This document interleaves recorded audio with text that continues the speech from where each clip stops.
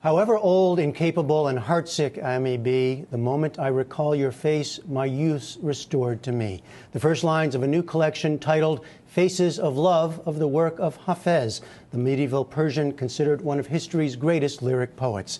Translator Dick Davis is a leading scholar of Persian literature and himself a poet. Faces of Love is the latest in an extraordinary undertaking by Davis of translating many of the masterworks of Persian civilization, including most recently Ferdowsi's Shahnameh, the Persian Book of Kings. And welcome to you. Thank you. I want to set the scene a little bit. 14th century Persia in the city of Shiraz that you compare in your introduction to Venice. Yes, it was a trading city. It was the center of a very flourishing aristocratic civilization. Because it was a trading city, it had a very wealthy upper class, as it were, and this upper class was able to provide the money for a lot of artistic patronage. And so there were a great many poets in Shiraz during the 14th century and in the previous century as well, the 13th century. And the greatest of them came to be Hafez. Now tell us about who was he? What do we know? Hafez was a poet who was at the court which ruled Shiraz at the time. He was one of the court poets. He's a poet he's a bit like Bach. People say that Bach sort of gathered together everything that had gone before him in music and brought it into a new kind of stage. Hafez did the same with the conventions of lyric poetry. And so the lyric poem is seen to reach its highest point in Hafez. One of the great things about Hafez's poetry is that it's extremely ambiguous often, and that it can be read in different ways. And his poetry can be read in a secular way or in a religious way. And this has meant that he has become sort of all things to all people who are interested in Persian poetry. But of course there's love, there's enjoyment of life, there's a lot of drinking, the wine flows, there's mentions of the heart, and of course there's sorrow and loss. There's a great deal of sorrow and loss, true, yes, true. And wine is the thing that makes you forget the sorrow and loss. So if there are many ways of reading it, and you're the translator, you have to figure out how to put that into a language we can understand. That's the great problem with translating Hafez, that you have this constant ambiguity, and ambiguity is very difficult to transfer from one language to another.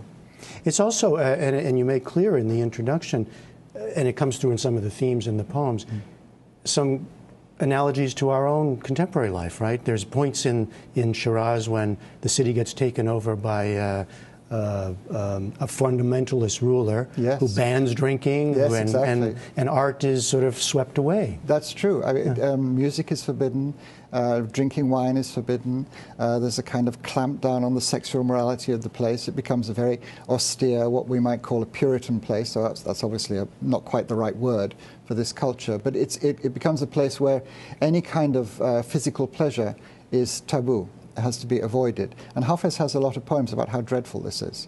And then when this ruler is swept away, in fact by his own son, there are poems which welcome this change when pleasure is allowed back into the life of the city. I think many people in our audience who would know Persian poetry, they think of the most famous as Rumi. Yes.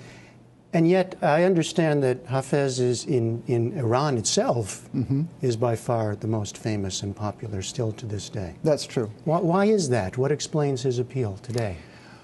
Well, one of the reasons I think is what I said. It's about that Hafez's poems are very ambiguous, and not all of them, but many of them, and they can be read in many different ways.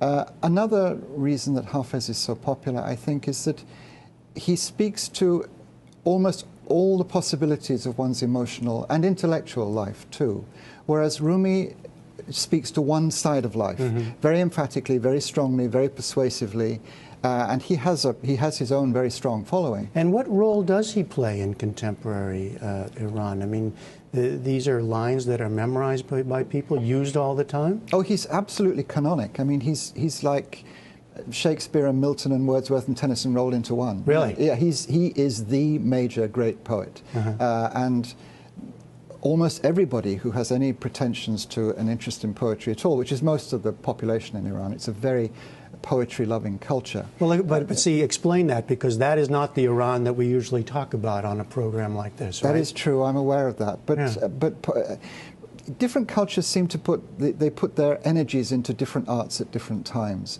In the medieval period, I mean, for example, you can think of painting in Italy or music in Germany, that kind of thing. But in the medieval period, the artistic energies of Iran went largely into poetry. And poetry has become part of the Persian cultural identity in a way that's true of very few other cultures. Even English culture, which prides itself on its poetry so much, poetry is not so central to the identity as it is in Iran.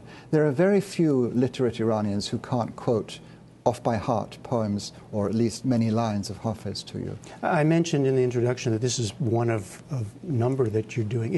I mean, it sort of feels like a mission that you're on. Is that a right way to do it? And if so, what is it that you're trying to convey, especially to a Western audience? Well, I went to Iran in my 20s, and I went for 2 years, but I finished up staying for 8 years, and I married. My wife is Iranian whilst I was there, and we had to leave Iran because of the Islamic Revolution, and the place where I was teaching was closed down and so forth. When I got back to England, I realized that I had this extraordinary privilege of getting to know, to some extent, this culture which is almost unknown in the West. I had begun to learn Persian seriously. When we came back to England, I did a PhD in medieval Persian. And I thought there is all this marvelous literature. And as you said at the beginning, I'm a poet myself. There's all this wonderful poetry, most of which is unknown in the West. Or if it's known in very obscure scholarly translations that very few people read. And I thought, I have the opportunity to bring something of this culture, which I really fell in love with, utterly. I had this opportunity to bring it over to a Western audience, and so that's what I've done with the past 30 years of my life, really. And I'm very happy to have done it. It's been a wonderful sort of odyssey, going from poet to poet. All right, well, the latest collection is Faces of Love. Dick Davis, thanks so much. Thank you.